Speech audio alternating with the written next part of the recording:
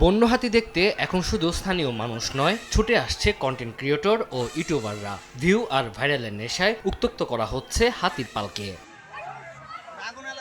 শেরপুরের শ্রী বড়দি, ঝিনাইগাতি ও নালিতাবাড়ী উপজেলার পাহাড়ি এলাকায় দেখা মেলে এমন চিত্রের। খাবারের খোঁজে এক টিলা থেকে আরেক টিলায় ঘুরে বেড়ায় বন্য হাতির পাল। বনের খাদ্যের অভাব থাকায় প্রায় তারা নেমে আসে লোকালয়ে। খেয়ে সাবার করছে ফসলের ক্ষেত, গাছের কাঁঠাল। এমনকি কৃষকের বাড়িতে হামলা করে গোলার ধানও খেয়ে ফেলছে এসব ক্ষুধার্ত প্রাণীগুলো।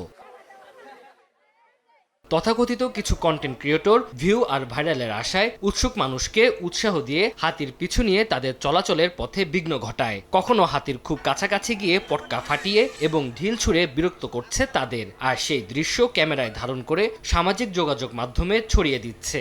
এতে আতঙ্কিত ও ক্ষিপ্ত হয়ে উঠছে হাতির পাল। বাড়ছে ফসলের ক্ষতি ও প্রাণহানির ঝুঁকিও। হাতি তাড়ানোর জন্য বনের ভেতরে বৈদ্যুতিক তার সংযোগ করা হয়েছে।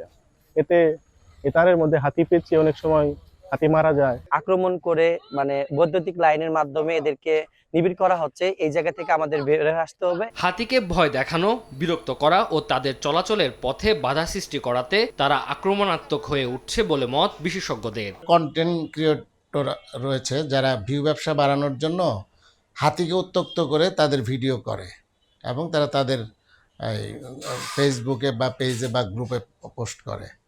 আরেকটা গ্রুপ হচ্ছে যে তারা বনের জমি অবৈধভাবে দখল করে তারা সেইখানে চাষাবাদ করে থাকে। সীমান্তবর্তী এলাকায় নিয়মিত মাইকিং সহ এলাকাবাসীদের সচেতন করা হচ্ছে বলে জানিয়েছে বন বিভাগ।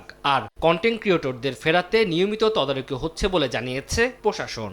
আমরা এই ক্ষেত্রে হচ্ছে যে মাইকিং এবং উঠোন বৈঠক করে হচ্ছে যে কন্টেন্ট ক্রিয়েটর নিরুৎসাহিত করার চেষ্টা করে যাচ্ছি। স্থানীয় যে কন্টেন্ট ক্রিয়েটর যারা আছেন তাদের সাথেও আমাদের নিয়মিত বৈঠক হচ্ছে। তাদেরকে আমরা সচেতন করছি যে হাতি যেন কোনোভাবেই বিরক্ত না হয় এবং হাতি লোকালয়ে আসার পরে আমরা যেন সতর্ক থাকি। বন বিভাগের তথ্য মতে 2014 সালে সীমান্তবর্তী এলাকায় 33টি বন্য হাতির মৃত্যুর পাশাপাশি প্রাণ হারিয়েছে 34 জন মানুষ।